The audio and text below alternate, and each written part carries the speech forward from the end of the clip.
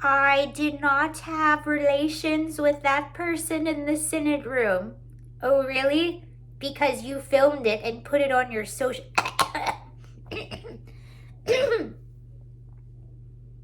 That's how much that affected me. You filmed it and put it on your social media. So we have a staffer who I believe is only 24 years old, was busted after a video leaked of him having relations with another him in the Senate hearing room. You know, that same Senate hearing room where I believe the 9/11 hearings were, the same Senate hearing room where we approve Supreme Court justices, or where we question them, or they give testimony, that Senate hearing room. And I will say this, do I think it's the first time things like that have probably happened in that room? No, because the people in Washington are degenerates, and we know that. But this individual not only did the act, which, by the way, where were the cameras? Were there cameras there? Aren't there cameras everywhere?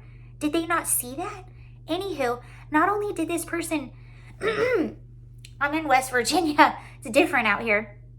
Not only did this person film it, they added it to, I think it was like a private social media group, and then someone in that social media group released it.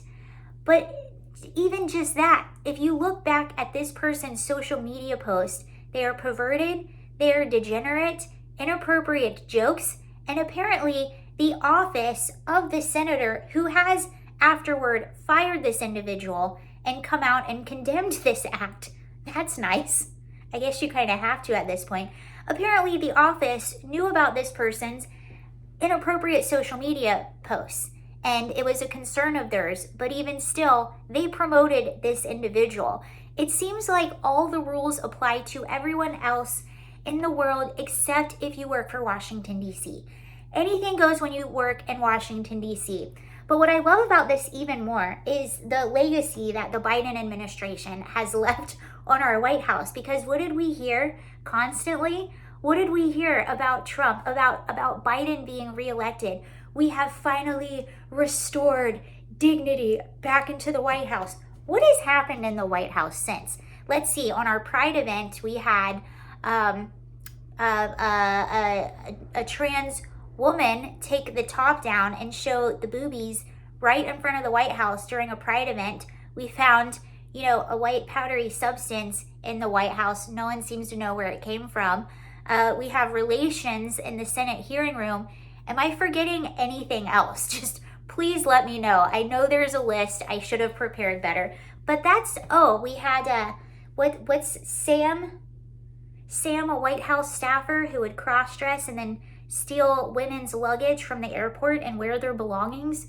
You had that happen. So yes, I guess if that's what you call decency, it has been restored in the White House. It's really wild to watch the contrast between the Trump administration and the Biden administration. I actually think it's the best thing that could have happened for Trump, because now you have that contrast right next to each other. You also had Joe Biden's speech. We're going to give unity. Unity is coming back to the White House. We're going to unify Americans. And then 5 seconds later, those MAGA Republicans, everything is those MAGA Republicans' fault.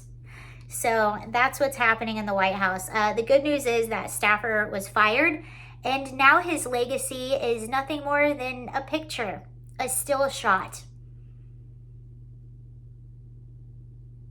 I'll let your imagination do the rest with that one. But that is his at the ripe old age of 24. That is the legacy in Washington, D.C. Now, I do think this happens quite often, probably a little bit more under the table, but it's the sheer audacity that is rather shocking. And that just shows you what a sickness there is within Washington, D.C., that we're at the point where this behavior isn't even shameful.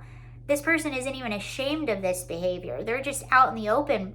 And one part that I didn't even mention was the initial reaction from the 24-year-old staffer who had the video leaked. The initial reaction was, this is clearly an attack. This is a politically motivated attack on my character, and I'm the victim, and I will be seeking legal status. That is peak 2023, my friends, where everybody is a victim, even the perpetrator. But thankfully, he might in fact have legal action against him, not the other way around, and this person has been fired. But isn't that the audacity? The audacity to call yourself a victim. But that's the world we live in now, where victims are celebrated. And those are my thoughts on that situation.